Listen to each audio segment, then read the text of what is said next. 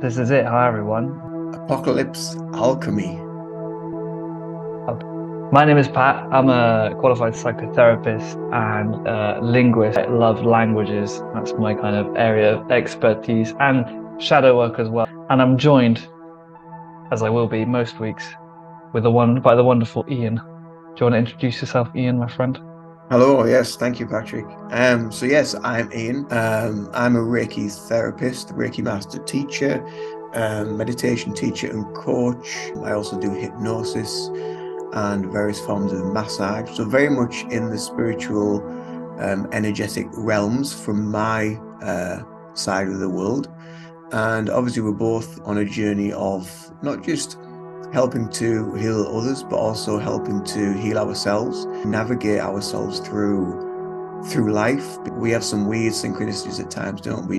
Deep, meaningful conversations about what we're currently going through, shadow work, healing, the collective, what's going on at the moment with this great awakening that Mm. is currently occurring on our uh, planet. We won't talk about the shape of the Earth in this episode, but we will in another one, I'm sure. Like deep, interesting topics. Yeah, this podcast really is just a natural progression of what we've already been doing, and our intention with it is to obviously have fun. Number one, because it's so cool talking about deep shit. It's Mm. like what we both live for, We're not Mm. into the surface level conversations. Let's do this. Thank you for tuning in, guys. It's been an absolute pleasure. I've been Patrick. Ian has been Ian. We have been one. We've been the podcast. All right. Take care, guys. Speak to you in another moment of the ever present. Okay. Yeah. So let's talk about it then. Karma. Karma. Um, Karma is something really important, I believe, that needs to be talked about just because it's something that's misconstrued and everyone has their own definition of it. Um, I used the word, I think it was today actually, talking to my girlfriend, and I was saying, "Oh, it's just it's just your karma kind of thing playing out." And she was like, "What do you mean my karma? Do you know?" As in, she thought I meant karma, as in she deserved it. Because Mm. in mainstream culture, we talk about karma as being, "Oh, you'll get your karma." Do you know? Like Mm. you do something bad to someone, and you get it, it comes back around. Like, what's Mm. that song that goes, Karma comes back around, same old song? I can't remember who the artist is now. But it was out in the early 2000s. Bit of a banging tune. Karma.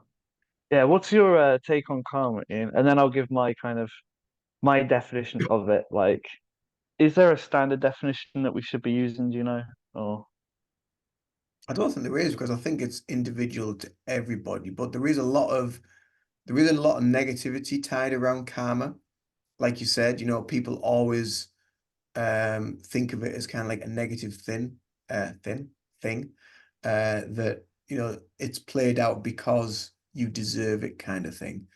Um, but there's many spiritual cultures and beliefs and healing systems as well that talk about karma, and how it can affect us each and every day. And some of it is, I suppose, tied to past events, past lives. But some of it as well is something that we have to become aware of within this life at a certain time to do with our healing of wherever we are. Because you tend to find that there is especially with the shadow work, you'll find that there's like a correlation with something that is happening and constantly going round and round. And many unconscious people will just think, or they might just say, "Oh, it's just the karma or bad karma or whatever." But then they won't want to look any deeper into it, into the actual meaning of it, of why it is constantly circling and going round, and not really looking deeply at the messages that the karma's trying to give them. Maybe they're just totally unaware of what it is. I don't know. That's probably more likely that most people would be totally unaware of it.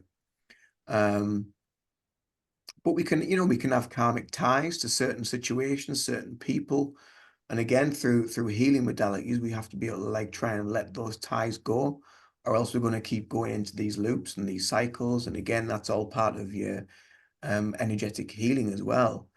Um, but it's kind of like it's a bit of a never-ending topic because it affects so many different things every day. Um, what's your thoughts on it? What's your take on it? Well, I've heard the definition of the word means action. So the action that the body mind carries out, right? So Mm, it's kind of like an effect is basically what karma is action, which then has a reaction. It's just a mm, universal law. I use karma in the way of describing, yeah, situations that kind of like repeat. So I might have a client who always dates guys who are a certain way, mm, very like controlling or abusive. Then lo and behold, the next boyfriend is the same. The next boyfriend is the same.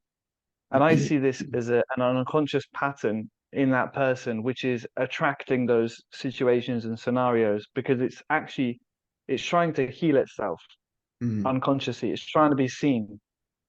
I see it as yeah, the karma is the body mind's actions that are unconsciously happening until the being becomes conscious of this process, mm, you know. And it normally gets to the point where the being is suffering so much, like I can't do this anymore, I can't do this. Then eventually they sit with the original wound that's mm. causing the karma or attracting the situations.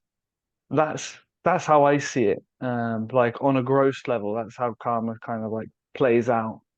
But I guess also in ways like abuse is a quite a strong example, isn't it?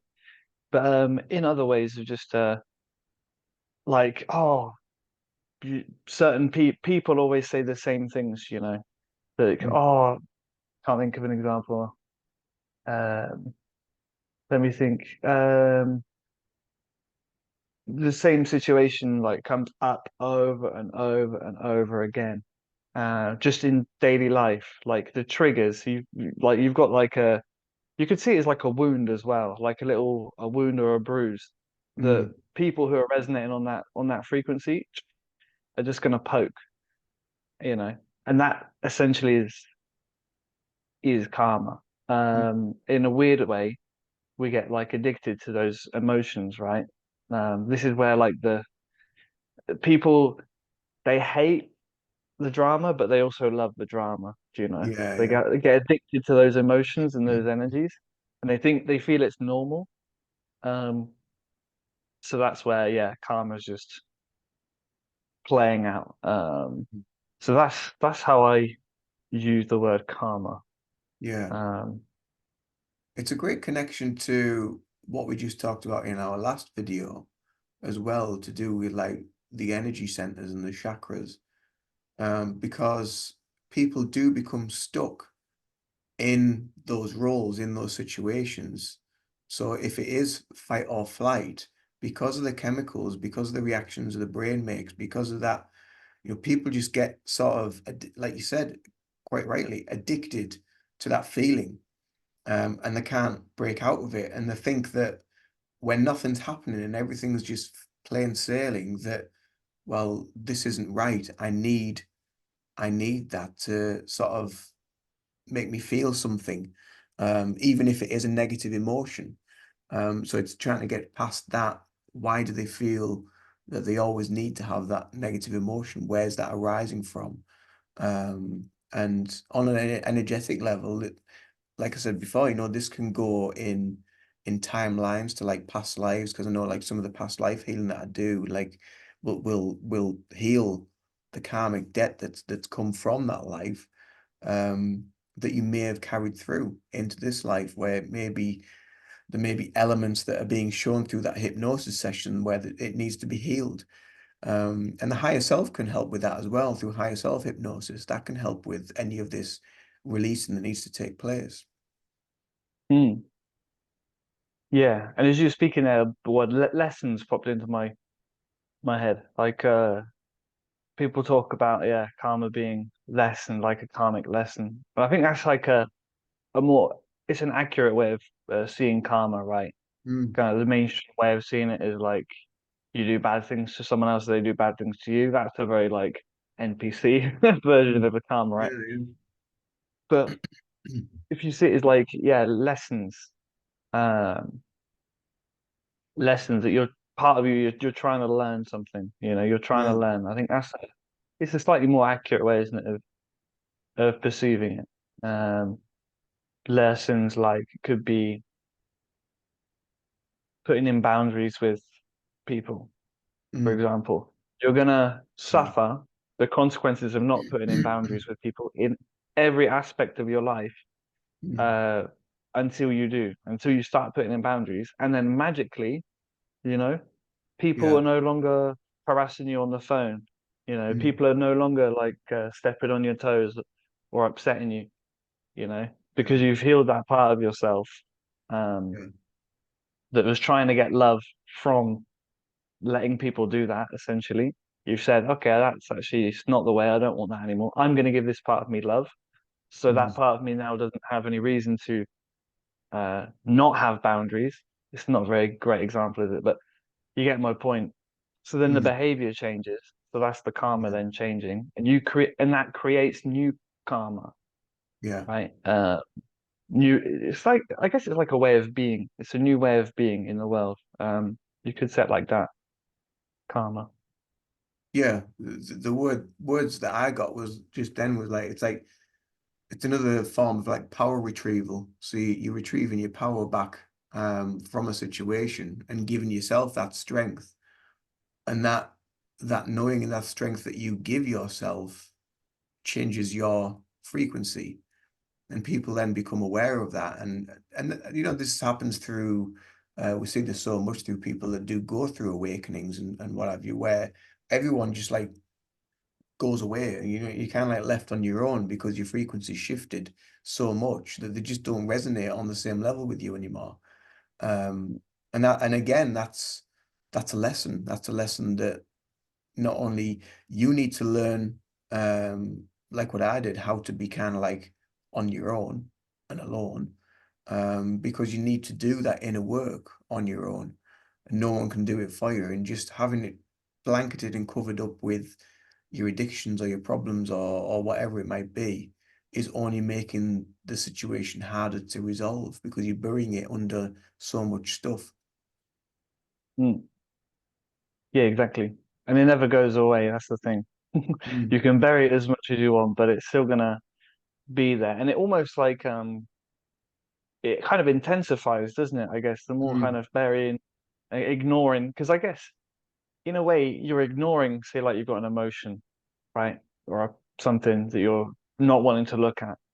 You're ignoring it isn't actually, you're still giving it energy. You're just giving, Mm. you're polarizing it with negative energy. You're saying, no, I don't want to look at that. I don't want to look at that. So you're polarizing it with negative energy. So it's just going to create situations in your life. Yeah, your karma, you'll attract situations which will make you feel it and sit down, shut Yeah. up and be with this energy. And I just thought then of kind of COVID. You could see that as a collective sit down and shut up, right? Albeit, Yeah. okay, you can say, yeah, well, on one hand, it's manipulated and planned and whatnot. And yes, that's true. But on a even higher level, it's what we need. Collectively, we're all going through a collective karma Yeah. at the moment of, whereas before, yeah, life was just about cushy enough. It was okay, get along with it, not like look at our dark stuff, kind of, yeah, demonize everyone else, and Mm. look how good we are, like virtue signal, which we Yeah. saw a lot of in COVID, didn't we? A lot of virtue signal. Look how good I am, until, man, actually sit down. You can't stop living in Yeah. delusion. Yeah. Um, that's what it Absolutely. does, doesn't it? Eventually, Mm. sit you on your ass, Yeah. make you look at yourself and life in a deeper way. Yeah. And you stop it pointing the finger at everybody else and start pointing the finger at you. Um, and it's funny, I had like this, I think it was last week, I had this because I often talk about like actually talking to your body, and listening to what your body says because your body will tell you everything if you're in tune with it. And I I was just sat there one day and I was like, what is this thing I'm feeling in my stomach? So I just asked my body, like, what is it? And then this sort of like anger came up from my stomach. I'm like, well, where does this come from? I didn't really know where it was coming from. So I just started talking to it and like just saying, look, come on, just let it go, let it go. And I was almost at like the edge of tears. And then all of a sudden it just sort of like just this wave of something just came up out of me and just out. And it was like almost like it was a bit like a belch really, just came up and came out. And I was just like, wow, that was powerful. That was like just talking to my body and just giving it permission to leave, giving it permission to go. I was like, geez, that was something else. Um, and it's not, I mean, I do it, but I don't do it that as often as I should maybe. Because the body is so intelligent, when you connect deeply to it on a level of awareness. Yeah. And yeah, using, you just said, yeah, giving it permission to leave. And that's the key point. Like that permission, yeah, Mm, is the thing. Allowance, I often go the other way. Like with myself, I wouldn't ever use language like leaving or getting rid or anything like that. I go the other way, like of claiming. I'll say to mm, myself, I think, if I'm feeling sad, for example, um, I'll just, instead of like demonizing it and being like, no, I shouldn't feel sad. I want to feel happy. Sad is bad, happy is good. That you're living in polarity. The mm, peace is not found in polarity. It's found in oneness and in mm, wholeness and neutrality. In the middle, which is why you do this. It's like the middle way. So to depolarize that, I say to myself, okay, this is reality.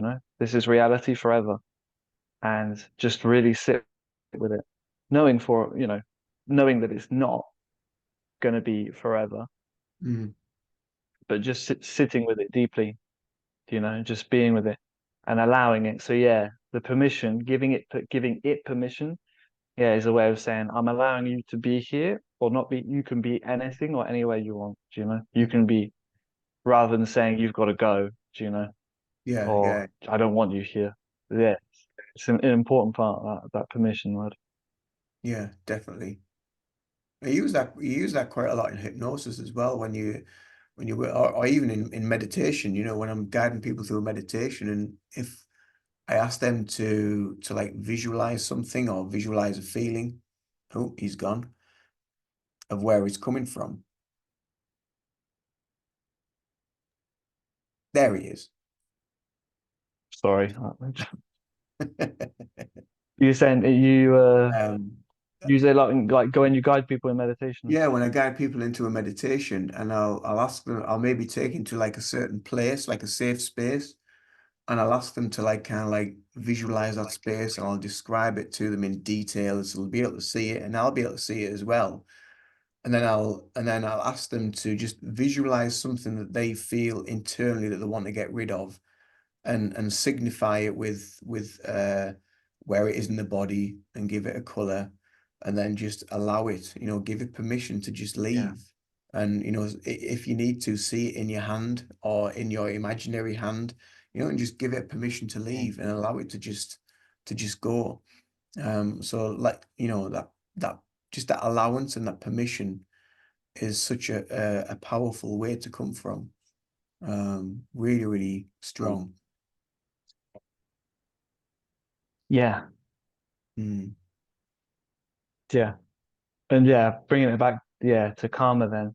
So that allowance, yeah, because with karma, you're really unconsciously, probably, it's not a conscious process. People are saying this is bad. It's a very unconscious thing, right? But mm, yeah, they're not allowing something. They're not allowing it, not allowing it, and so eventually it forces itself into their yeah, reality anyway. yeah, yeah, yeah. Um, so the healing process really is yeah, one of allowance, isn't it? Allowance, acceptance. It comes back to, yeah, wholeness, because you're saying like you are not separate from what I am, Mhm. and that's healing, that's acceptance, that's unconditional love. That is what it's all about, and that depolarizes the energy in in quote unquote inside of you, you know, in the mind body field, it depolarizes it, right? It just makes it neutral, and it's, yeah, accepted. And then the karma doesn't get created, you know. Yeah. You become karmaless, you know, in that state, and eventually it leads to, you know, self-realization. And how can how can the one have karma, you know? You see it as an illusion. Mm. The body mind can still have its own karma, you know, but I mean, this is just my theory, right? I'll probably come back reincarnated next life, like, fuck, I was wrong. The theory is that, you know, that eventually you see that and you're lucid, and you realize, oh, okay, there's no need for like, it's I, I can't have any karma. What I Mm. am that has no karma, Yeah. you know. Um, yeah. Mm. Yeah, it's a really interesting concept that the way I kind of see it is it kind of like goes in, it's like in waves, and you just see it across all timelines of life, of however many lives that you've lived or wherever you've been. There's an element of it on some level within the reality that you're at now. And what you need to be aware of will come up in this reality. Um, but because we're multidimensional beings as well, there's another element of you, of your spark, your soul somewhere else that is also doing some of that inner work, whether it's at source or whether it's in another incarnation elsewhere.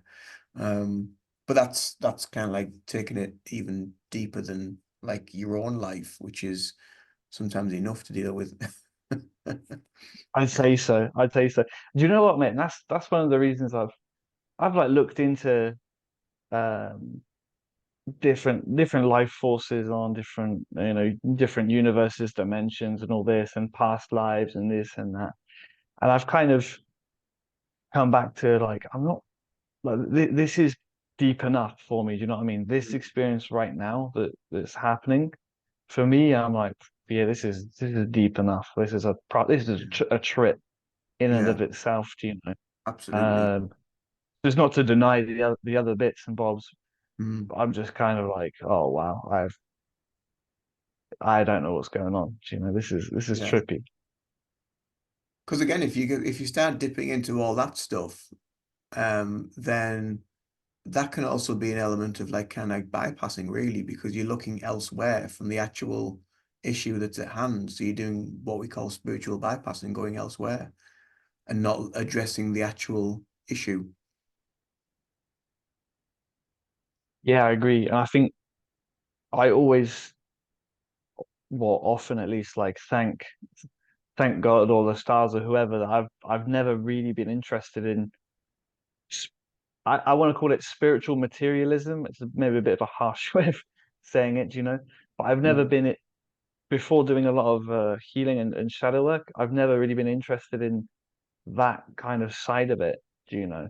But Yeah. I do see it, yeah, a lot of it's disassociation, isn't it? It's kind of, oh, you know, I'm not um and there's even a danger with the non-duality, do you know? A lot of them saying, oh, I'm Mm. I'm not my body, do you know? Yeah, On yeah, one level, yeah. it's it's true, and it's not ultimately a true statement, but nothing is really. But it's like it's a step, you know, and that's a step you can really stay on for a while and Mm. disassociate. You know, oh, not my body. Same thing, isn't it? Well, I'm not, you know, my higher self somewhere Mm. else. I'm insignificant here. I'm not important or whatever. So I'll bypass like that. Or so you've got that kind of non-dual bypassing, as well as the like crystals and stuff of, oh, I'm gonna sit here with all my crystals on me and whatnot, and kind of hope uh this deep anger or whatever just fucks off because I got the right crystal and the right chakra and stuff. Yeah. Um, and it's not to neglect, like, non-duality or kind of use of crystals and energy and Mm. manipulating this kind of reality and energy work at all. But um, yeah, there's something to be said about that in the spiritual bypassing. Mm. Again, Yeah. it's innocent, right? It's still a defense mechanism. Yeah, absolutely. Yeah. People will tend to always look elsewhere. Again, you know, it's looking elsewhere for the issue rather than looking at themselves. Because that's the hardest part of it, is looking at themselves and seeing that, well, it's actually them to blame all along, or or whatever, you know. So that's the hardest part about it. But you know, if you can get past that, then you know you've taken a really good step, a really powerful step, to deeper self-realization, and deeper healing, is taking place. And the more of that you do, the more you open up, the more you become more self-aware, the more easier your energy starts to flow, the more accepting you are of yourself and others. And you start to see the flaws in, again, yourself a little bit more. And it all just starts to arise up. Yeah, you're right. That is the hardest bit. Do you know? The hardest bit is realizing it's all you. Do you know? Mm, yeah. Taking responsibility, I guess.